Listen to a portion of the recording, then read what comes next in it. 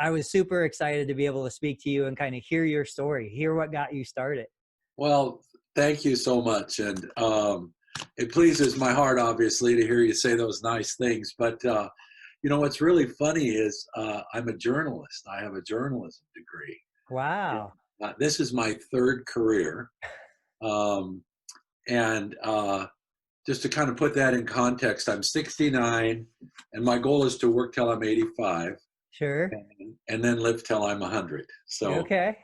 so now that'll help you kind of put everything else into sort of a perspective. My first career was a newspaper reporter, and it's kind of my persona is I kind of investigate stuff and write about it and really explore things. And then so I was a reporter, a city editor. Then I published a weekly newspaper. So I got 10 years of pretty intense journalism. Then I had 10 years in a local utility company in marketing. That was my minor. Wow. And basically out here in the Pacific Northwest, we had done a great job of talking people into electric heat. And then we needed to get people off electricity at peaking time. So I was on a team that did all the marketing around converting people onto abundant natural gas here. Okay. But I've always been an entrepreneur, and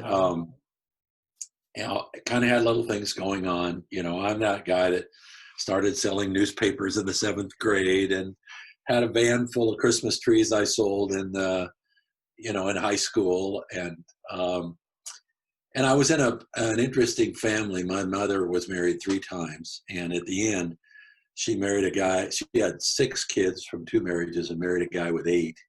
Wow. So I'm one of 14 children in a blended family. So you're kind of ready for every man for himself, Sure. And so anyway, in 1997, I sold my community newspaper. I picked the wrong time to get into the community newspaper business because those survive on want ads and Craigslist and eBay and all those things kind of swamped that boat. So I got out liquid anyway and was casting around for what will I do next. And a friend introduced me to a PT who was an inventor. We have a PT school here in Spokane. Yeah. This young fella, probably 15 or 20 years younger than me at the time, 1997, had invented the RangeMaster over-door shoulder pulley, the original wood handle webbing door strap pulley, and a dozen other products. But he hated marketing, like probably I would say a typical therapist. Absolutely. wasn't sold on how much value they were bringing to the patient, and so he said, we're looking for somebody to do the marketing piece and go to the trade shows and, make the calls. Right. And I said, well, at this point in my life, I had married, and my wife and I, she's Catholic, 7 children. So I have 7 children and no job, right? So I said, hey, I'd like to do that if you would share equity with me so I could earn in, And he said, great, I'd really like to be liquid out of this business at some point. So I came in after a first milestone, I got 10% of the company. And then over the next 7 years, I'd gotten up to 50% of the company, and he was practically removed. Right. In that time period, I had a kind of a financial background. So I said, look, you're selling 20 products, but the only ones that are making money are shoulders. Yeah. Everything else is sort of the brainchild of the inventor, but they're not generating any margin or revenue. So and about in 2005, I took on another line. Prior to that time, our biggest customer was Sammons and Preston. Okay. And I'm pleased to say that Fred Sammons, the founder of that, is still a friend of mine and kind of a mentor, because if I'm 70, he's 90, he's 20 years older than me, right? So anyway, it was uncomfortable having so many eggs in one basket with them. And a local woman in Spokane had invented and patented the very first steerable knee scooter in the United States. You know, the little, Yeah. non-weight bearing scooters for foot Yeah. and ankle patients. Unfortunately for her, she went bankrupt. She had a beautiful design with swiveling casters called Rolleraid, but she didn't have any margin in it. She was making them for 300, selling them for 350 to rental agencies, and the first time she didn't get paid, she was out of business. Wow. So I negotiated a purchase of her Rolleraid, and it became the fastest growing part of our company. So fast that my partner decided this is a good time to make an exit, and I'll take the rolling scooter business, and Rob, you take the shoulder pulley business. Oh, okay. And so it was one of those old 51 to 49% ownership deals, Sure.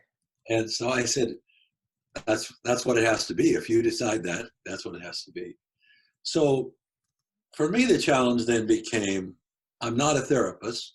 I've been in physical and occupational therapy shows every year since then until the pandemic.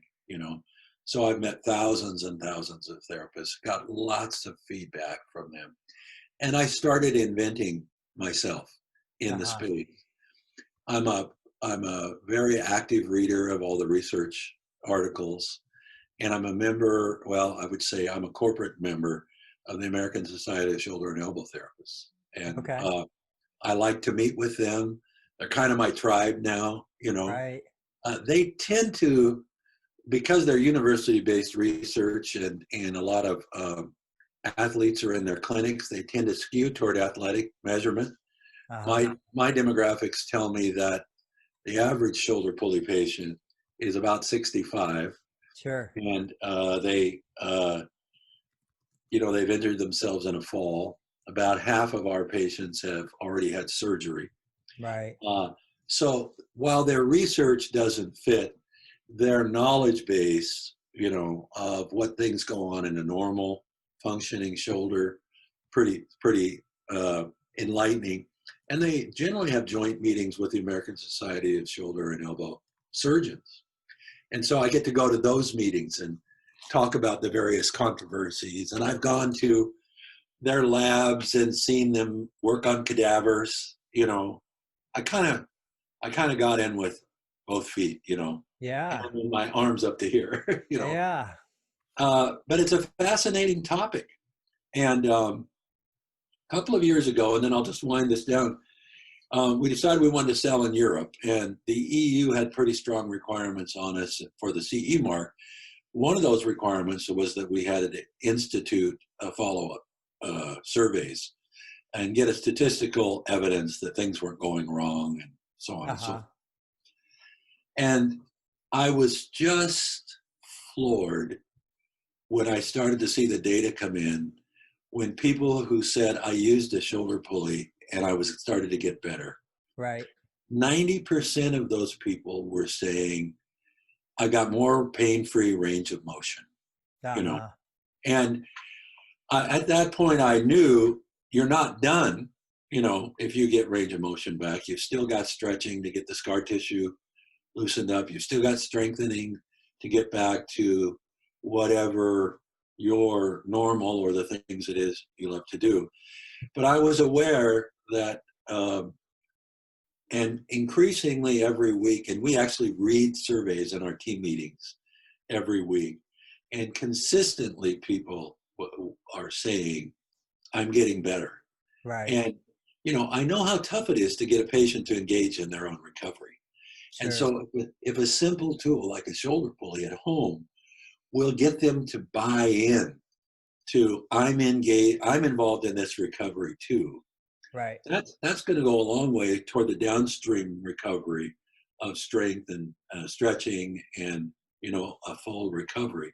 And then there's enough science to understand there's better circulation and healing that happens when they're moving. Synovial fluid is being distributed around and it just doesn't bind up as much. Right. And so I kind of sort of stumbled on this little idea to me that in the real world, shoulder pulleys ought to be free. Yeah. Insurance companies ought to hand them out, you know, Yeah. Yeah. and because a lot of people who are just waiting for someone else to fix them will get Right. engaged in healing themselves. And a lot of people who are struggling with pain, once they get out of pain, may really step back on that surgical question and slow way down, you know. But people in my age group tend to think, if you tell me I have a torn tendon, then that means I'm going to surgery, right? They equate it Yeah. almost like a ruptured Achilles. Right. And we got to talk them down from that brink, you know, and say, look, a little manual therapy and home exercise might be all you need. Yeah. Well, I've become sort of an evangelist. Right. Um, and I go to these meetings, and sometimes when they ask me to speak, I gently scold the therapist and say, you don't appreciate the value you bring. You know, Yeah. you may really be saving people a lot of pain and suffering. So that's kind of my story. And since I joined in 1997, we've gone from selling $250,000 worth of pulleys wholesale to now $1.4 million. And we've got a big web presence on Amazon, and I feel like we've just scratched the surface. I think if my data analysis is correct, we're probably serving about 20% of the post-op patients and about 1% of the non-operative patients. You know, they're Yeah. just getting them to take some independent action is really tough. Right. I So love that's how I got to this story.